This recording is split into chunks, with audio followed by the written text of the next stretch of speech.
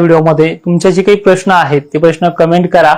आणि महत्त्वाचं म्हणजे जे आतापर्यंत जून महिन्यापासून जे काही अंदाज दिलेत ते अंदाज तुम्ही सर्वांनी लक्षपूर्वक ऐकलेत। महाराष्ट्रामध्ये धुरळ पेरण्या किंवा पेरण्याच्या तारखा आपण अजिबात जाहीर केल्या नाही, तरी महाराष्ट्रामध्ये सर्रासपणे अनेक भागांमध्ये धुरळ पेरण्या चालू आहेत।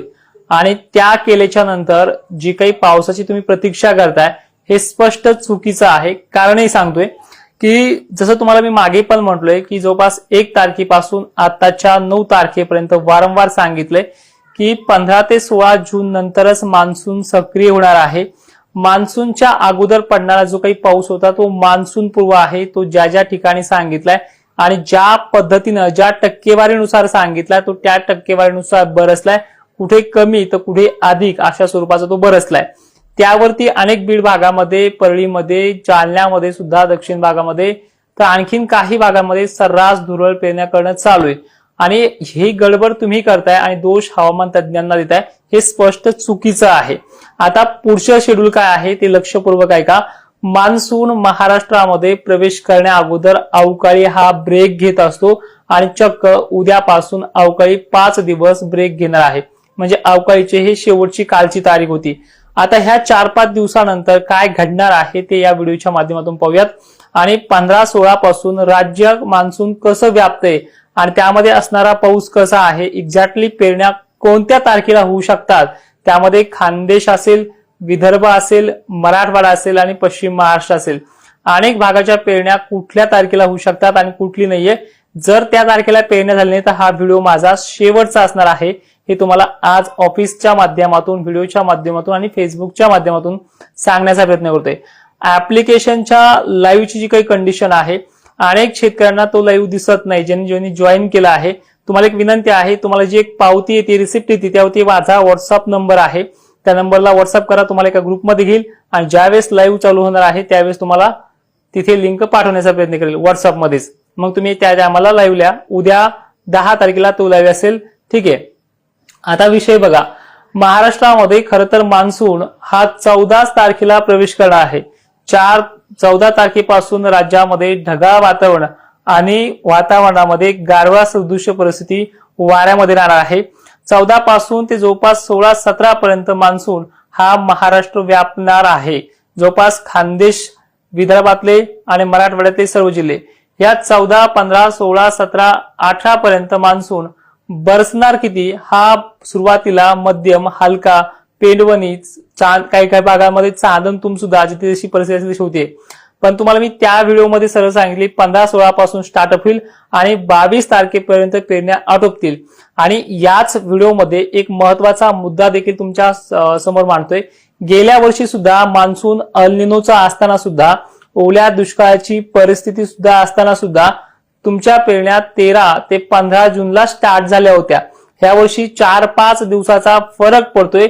एक्झॅक्टली मान्सून 10% कमी सांगितलेला आहे। दुष्काळाच्या बाबतीत आपली भूमिका ठाम आहे, फक्त एकदा मान्सून येऊ द्या आणि त्यानंतर ही कंडिशन करूया।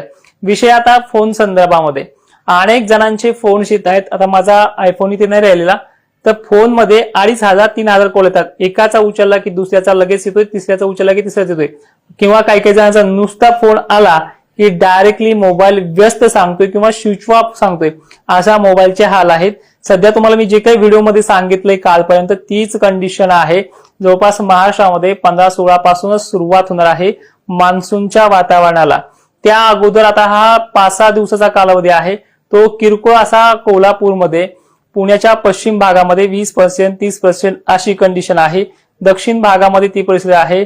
अवकाळी आता उत्तरेकडे सरकला आहे, ज्यामध्ये एमपीचा समावेश आहे, जसं की जबलपूर वगैरे भागामध्ये, याच भागाकडे तो उत्तरेकडे सरकत जाईल आणि त्याच्या पाठोपाठ मान्सूनचं देखील आगमन आहे।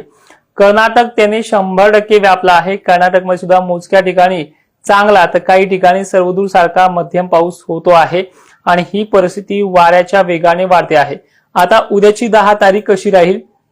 10 जूनला कोल्हापूर दक्षिण भाग, कर्नाटकच्या जवळपास पश्चिम एरियाच्या 50% ते 70% भागांना आणि जवळपास महाराष्ट्राला येण्या अगोदर कर्नाटकची व्याप्ती ही 50 ते 70% ही रेग्युलर हुबळीच्या पासून दक्षिण भाग कोल्हापूरपर्यंतचा एरिया ही कंटिन्यू राहणार आहे।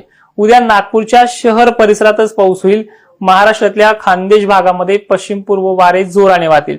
11 जूनला सुद्धा सोलापूर आणि कर्नाटकच्या बांद्रेलगतच्या भागांनाच पाऊस होईल. त्यामध्ये कलाबुर्गी, हैदराबाद, विजयपुरा, तुरळक ठिकाणी, कर्नूल परिसर अनेक ठिकाणी. आणि मान्सूनचे वारे नाशिक क्षेत्रापासून ते धुळे, खानदेश सर्व भाग, पश्चिम महाराष्ट्र सर्व हे जोराने वाहायला सुरुवात होणार आहे. मराठवाड्यामध्ये आणि विदर्भामध्ये स्थानिक लेवलला थोडाफार पडला तर पडला, मोठी व्याप्ती नाही. मात्र ढगाळ वातावरण आणि सावलीसारखं आभाळ हे 12 तारखेला येईल. 12 तारखेला संध्याकाळपर्यंत मान्सूनचे वारे महाराष्ट्रात सक्रिय होतील, पण पश्चिम महाराष्ट्र आणि खानदेशमध्ये वारे असतील. यासोबत पाऊस नाहीये हे विश्लेषण सांगण्याचा प्रयत्न करतोय. मात्र सोलापूरमध्ये 12 तारखेला काही प्रमाणात पाऊस होईल. पूर्व विदर्भातल्या नागपूर, हिंगणघाट आणि चंद्रपूर, भंडारा या भागात देखील याचं काही प्रमाणात आगमन होईल. मान्सूनचे वारे 13 तारखेला आणखीन जोराने वाहतील, ज्यामध्ये क्षमता अशी आहे की 13 तारखेला सोलापूर, मराठवाडा आणि खानदेशमध्ये काही प्रमाणात, पण विदर्भामध्ये अनेक ठिकाणी आभाळ यायला याच 13 तारखेपासून सुरुवात होईल. 14 जूनला मराठवाडा आणि विदर्भ मान्सूनसाठी पोषक वातावरण तयार करणारी ही तारीख आहे. यामध्ये संपूर्णतः चंद्रपूर, नागपूर, छत्रपती संभाजीनगर, धुळे, नाशिक, जळगाव, लातूर परिसर यामध्ये मान्सूनचे वारे ऍक्टिव्हिटी दाखवतील आणि एक ढगाळलेल्या स्वरूपाने मध्यम स्वरूपाच्या हलक्या पहिल्या मान्सूनच्या सरीला सुरुवात इथे होईल. व्याप्ती कमी आहे. 15 जूनला नागपूर भागामध्ये मान्सूनच्या वाऱ्यासोबत आलेलं बाष्प हे मेघगर्जनेसह जोरदार पावसाचं आगमन करणार आहे. याच्यामध्ये भाग व्याप्ती जी आहे ती बऱ्यापैकी आहे, पण धुरळ पेरण्या मी तुम्हाला वारंवार सांगितलंय की यामध्ये करू नका. जे ऍप्लिकेशनला ज्या शेतकऱ्यांना सांगितलं त्यांनी करू शकता, कारण की तिथे चेकआउट करूनच त्यांना तो सल्ला दिलेला आहे. एवढ्या मोठ्या लाईव्ह मध्ये सगळ्यांचं वातावरण, लोकेशन, गावानुसार चेक करणं सोपं नाहीये. तर 15 तारखेचा जो पहिला मान्सूनचा पाऊस असेल तो अमरावतीच्या, वर्ध्याच्या, नागपूरच्या, भंडारा. तुम्ही म्हणाल पश्चिम महाराष्ट्राकडून मान्सून येतोय आणि तो पूर्व विदर्भाकडे का पडतोय? कारण तसं आहे कारण की पश्चिम महाराष्ट्र आणि खानदेशला याही काळात वारे जोराने असतात. त्यामुळे हिंगणघाट, चंद्रपूर, पुसद, यवतमाळ, अमरावती या भागाची व्याप्ती बरी आहे, पण त्यापेक्षाही वर्ध्याची, नागपूरची, भंडारा आणि हिंगणघाटची व्याप्ती बरी आहे. पण एक विनंती वारंवार सांगतोय, हा पाऊस तुमच्या भागामध्ये पहिला आहे आणि या पावसावरती जोपर्यंत चांदण बरी होत नाहीये, 2.5 फूट वर जात नाही, तर ह्या पावसावरती पेरणी करू नका. कारण की इथून पुढेच मान्सून ऍक्टिव्हिटी दाखवणार आहे आणि ज्यावेळेस ओव्हल 3 फूट जात नाही, 2.5 फूट जात नाही, तोपर्यंत पेरण्याचा सल्ला आहे. खरं तर ह्या वर्षी मी एकालाही पेरणीचा सल्ला देणार नाहीये. तुम्हाला पाऊस चांगला आला त्यानंतर तुम्ही करा. त्यानंतर 16 तारखेला मान्सूनची प्रगती आणखीन बळकट होईल आणि काही भाग म्हणजे त्याचा परिसर जो आहे, नागपूर एरिया, उत्तर भाग, दक्षिण भाग हा सुद्धा तिथे आहे. म्हणजे हा सुरुवात करता वेळेस पूर्व विदर्भाचा सगळ्यात अगोदर समावेश करणार आहे. त्यात अमरावती आहे, नागपूर आहे, चंद्रपूर सुद्धा आहे. म्हणजे इथून पुढे स्टार्ट होते पूर्व विदर्भाकडून आणि मराठवाड्यातल्या भोकरदन, जाफराबाद, जळगाव, सोयगाव, पाचोरा, मोताळा परिसर, खामगाव, शेगाव, लोणार, वाशिम, हिंगोली, त्याचबरोबर मराठवाडा संपूर्ण हा 17-18 पासून मान्सूनचे पहिले ढग, पहिले म्हणण्यापेक्षा पावसाचे ढग आणि पाण्याला सुरुवात करणारी ही कंडिशन आहे. त्यामुळे मी 15-16 पासून जे स्टार्टअप सांगितले ते पूर्व विदर्भापासून सुरुवात होणार आहे आणि 20 पर्यंत मान्सून हा संपूर्ण महाराष्ट्रात आवर्जून व्यापणार आहे. हा माझा शेवटचा व्हिडिओ असणार आहे तुम्हाला समजून सांगण्याचा. बाकी जे चाललंय तेच करतच राहणार आहे.